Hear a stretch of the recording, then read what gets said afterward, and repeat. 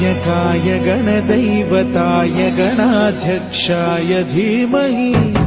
गुणशरीराय गुणमण्डिताय गुणेशानाय धीमहि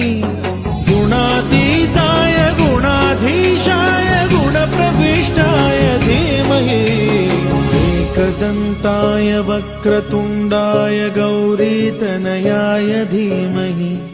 गजेशानाय भालचन्द्राय श्रीगणेशाय